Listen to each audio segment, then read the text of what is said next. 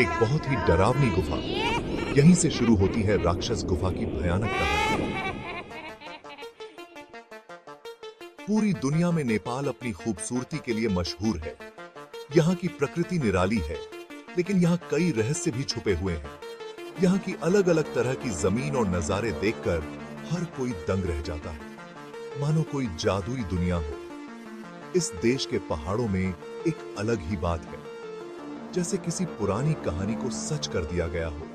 पूर्व में खोटांग नाम का एक पहाड़ी जिला है, जो राई जाति की किरात सभ्यता के लिए जाना जाता है। इस जिले में बहुत सी रहस्यमयी गुफाएं और मंदिर हैं, जो किसी को भी रोमांच से भर सकते हैं और डरा भी सकते हैं। यहाँ पर भगवान शिव की एक बहुत बड़ी गुफा है, जिसके अंदर न जाने कितने राज दबे हुए हैं। इसे हलेसी महादेव मंदिर कहते हैं, जहां हर जगह एक नई कहानी छुपी हुई है।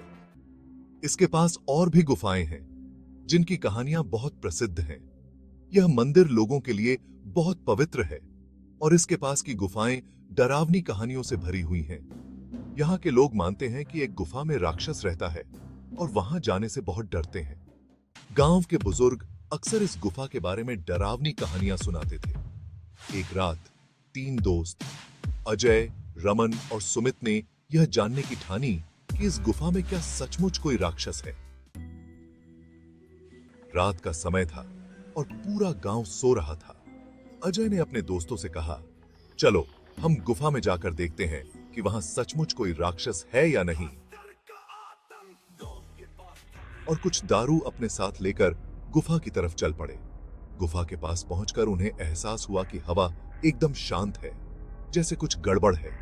जैसे ही उन्होंने गुफा में पैर रखा, बर्फीली हवा का एक झोंका उनके चेहरे से टकराया। अंधेरे में टॉर्च की रोशनी में उन्होंने गुफा की दीवारों पर अजीबोगरीब आकृतियां देखीं।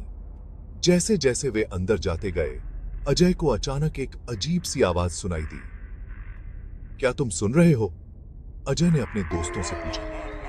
रमन और सुमित ने डरते हुए हां में सर हिलाया। आवाज किसी के हंसने जैसी थी, लेकिन वो किसी इंसान की नहीं लग रही थी। तीनों ने एक दूसरे का हाथ पकड़ा और हिम्मत करके आगे बढ़े। आवाजें उन्हें अपनी तरफ खींच रही थीं। अचानक उन्होंने देखा कि एक पुरानी दीवार पर कुछ डरावनी तस्वीरें पत्थरों पर उकेरी गई थीं। तस्वीरों में राक्षसों के चित्र थे, जो उन्हें घूर रहे थे। सुमित ने कहा, हमें वापस चलना चाहिए, लेकिन अजय ने कहा, नहीं, हमें और आगे देखना चाहिए। तभी अचानक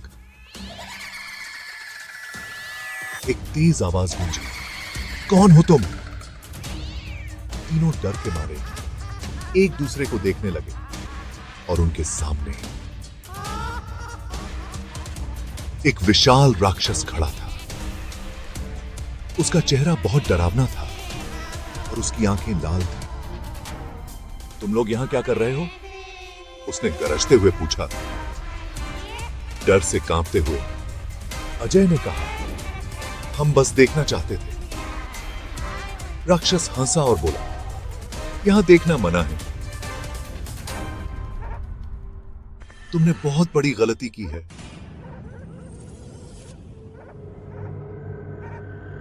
तभी गुफा में अंधेरा छा गया।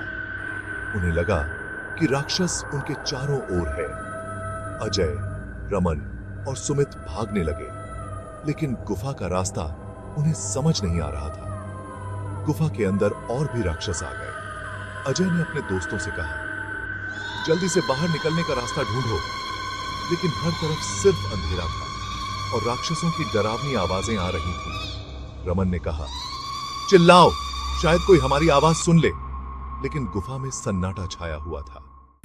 अचानक एक पुरानी किताब उनके सामने गिर गई। सुमित ने उसे उठाया और पढ़ा, जो कोई भी इस गुफा में प्रवेश करेगा, उसे अपनी आत्मा की कीमत चुकानी होगी। यह पढ़कर वे और भी डर गए। अब उन्हें अपनी जान बचाने के लिए किसी भी तरह से बाहर निकलना था। वे तेजी से भागने लगे, लेकिन राक्षस उनका पीछा कर रहे थे। गुफा की दीवारें अचानक सिकुड़ने लगीं। हर तरफ खौफनाक हंसी गूंज रही थी। अजय ने एक योजना बनाई, हमें साथ मिलकर लड़ना होगा। उन्होंने एक दूसरे का हाथ थामा और राक्षसों की तरफ दौड़ पड़े। जैसे ही वे राक्षसों के पास पहुंचे, अजय ने कहा, हमें तुमसे डर नहीं लगता। राक्षसों ने हंसते हुए कहा, तुम्हारी हिम्मत तुम्हें नहीं बचा पाएगी। लेकिन अजय और उसके दोस्तों ने अपनी पूरी ताकत से भागने की कोशिश की। भागते भागते वे एक गहरी खाई के पास आ गए। वहां पर एक पुराना लेख लिखा था, जिसमें लिखा था कि जो कोई भी इस गुफा में आएगा उसे अपनी आत्मा का बलिदान देना होगा। यह पढ़कर अजय की हिम्मत टूट गई, लेकिन उसने अपने दोस्तों से कहा, हम हार नहीं मानेंगे। उन्होंने एक साथ खाई में कूदने का फैसला किया। जब वे गुफा से बाहर निकले तो उन्होंने देखा कि सूरज की पहली किरणें निकल रही थीं। लेकिन जब उन्होंने पीछे मुड़कर देखा तो गुफा गायब हो चुकी थी। वे तीनों बच गए, लेकिन यह घटना उन्हें हमेशा के लिए याद रही।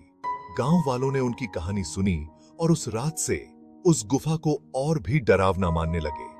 अजय, रमन और सुमित ने फिर कभी उस गुफा के पास जाने की हिम्मत नहीं की। वे जानते थे कि उस गुफा में कोई अंधेरी सच्चाई छिपी है, जिसे शायद कोई नहीं समझ सकता। राक्षसों का डर बस एक कहानी नहीं थी, बल्कि एक चेतावनी थी। गुफा का रहस्य आज तक कोई नहीं जानता, लेकिन अजय और उसके दोस्तों की कहानी से यह पता चलता है कि कुछ जगहें हमें खुद का डर दिखा सकती हैं। कभी-कभी डर का सामना करने से अच्छा होता है पीछे हट जाना। Zum Petit Cham Sinash Asamhata.